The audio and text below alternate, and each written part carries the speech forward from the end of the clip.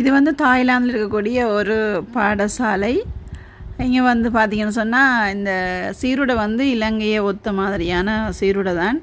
அது வந்து 2 நாட்கள் மட்டும்தான், வாரத்தில் 2 நாட்கள் மட்டும்தான் அந்த சீருடை அணியப்படும்.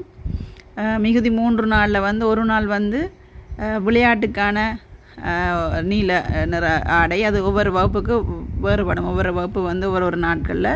அதே போல் வந்து வியாழக்கிழமைகளில் வந்து சாரணர் உடை அணியப்படும். வெள்ளிக்கிழமைகளில் வந்து தாய் கலாச்சார உடை, அதாவது வந்து அந்த எங்களுடைய வேட்டியை போன்ற மேலே பட்டு சட்டை, கீழே வந்து அந்த எங்களுடைய இந்து மத குருமார் அணியக்கூடிய அந்த ஒரு விதமான அந்த வேட்டி போன்ற ஒரு அமைப்பு அங்கே வந்து ஒரு பட்டு இதில் இருக்கும்.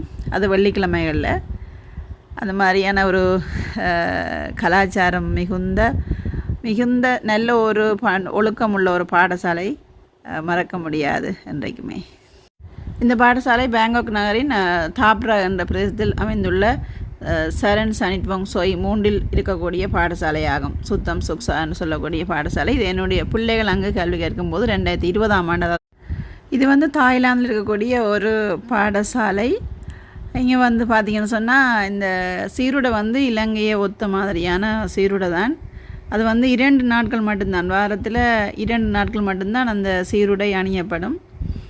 மிகுதி 3 நாளில் வந்து ஒரு நாள் வந்து விளையாட்டுக்கான நீல நிற ஆடை, அது ஒவ்வொரு வகுப்புக்கு வேறுபடும். ஒவ்வொரு வகுப்பு வந்து ஒவ்வொரு நாட்களில்.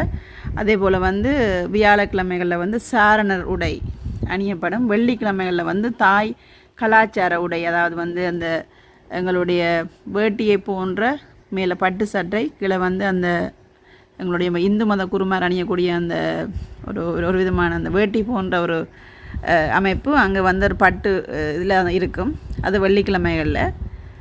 அந்த மாதிரியான ஒரு கலாச்சாரம் மிகுந்த நல்ல ஒரு ஒழுக்கமுள்ள ஒரு பாடசாலை, மறக்க முடியாது என்றைக்குமே.